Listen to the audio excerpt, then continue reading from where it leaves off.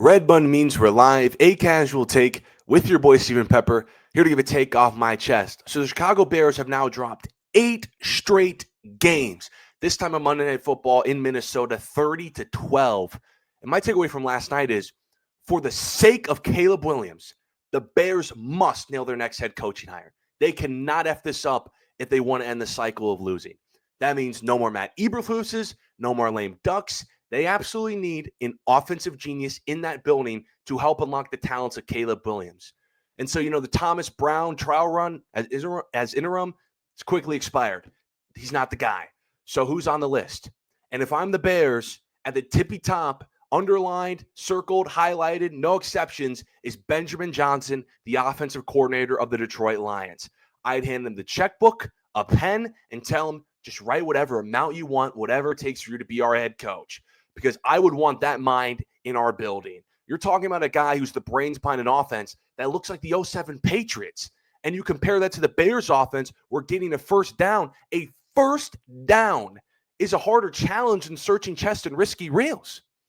And let's say he says, I'm good, and stays at the cushy job in Detroit. If that happens, then you just got to pivot to somebody like, I don't know, Joe Brady, Liam Cohn. Hell, I'd throw a couple first-round picks at San Francisco for Kyle Shanahan. Probably not going to happen, but you at least got to try, because at the end of the day, whoever they hire, it must be an offensive guy. It has to be for the sake of Caleb Williams. If it's a defensive guy, then you might as well sell the team because you're going nowhere. Now, listen, I know Caleb hasn't lived up to the expectations that we all thought he was going to be early. You don't have to remind me. I'm his biggest fan. I know. But he's a rookie, and rookies take time to develop. You know what I'm saying? He's immensely talented. It's not a mistake that he went number one. He's one of the best quarterback prospects I have ever seen in my life. Excuse me. He just needs a head coach that can open his eyes, make life easy for him, help him see the field better, draw better concepts, and get him in rhythm, because I think he's a confidence quarterback. But if you mess up this head coaching hire and put him in another situation like this year all over again, you're going to break him. And the Bears, that cycle of breaking quarterbacks is going to continue. I mean, I'm talking about John Fox, Matt Nagy, Matt Eberflus, and now Mitch Trubisky, Justin Fields, and Caleb Williams. The cycle of drafting a young guy, firing him in the first year, bringing another coach, and then he drives that quarterback into the ground. Then you draft another quarterback, fire that head coach in his first year, and it's rinse and repeat. And now you're finding yourself in a situation with that in Caleb Williams. And I'm watching last night. It's like the Bears are damn near breaking him.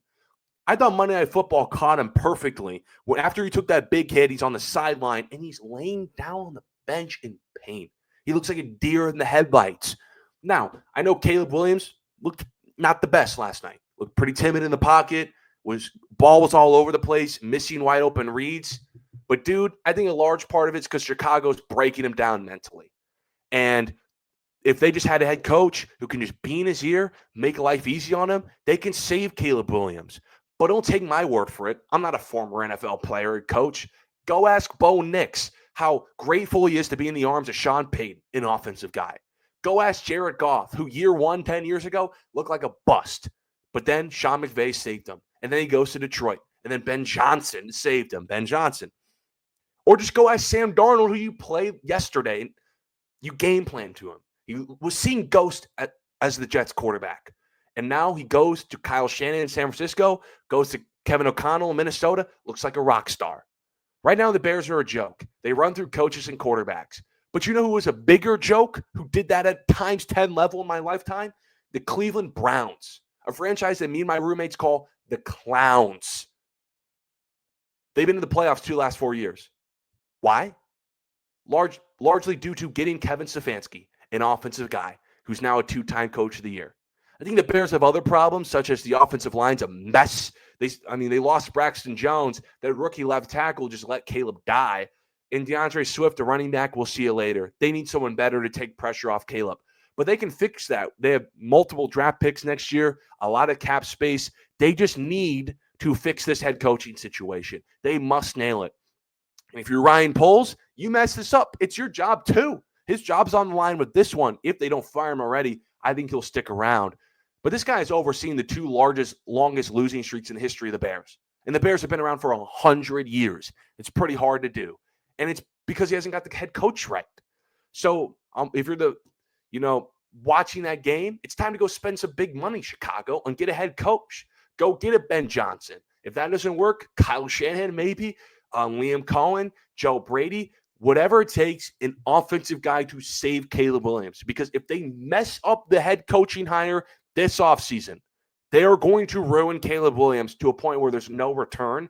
And at this point, it's like the Bears are cursed because they just can't figure it out.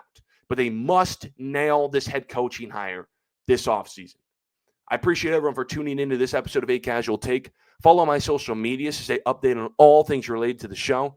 Till next time, see ya.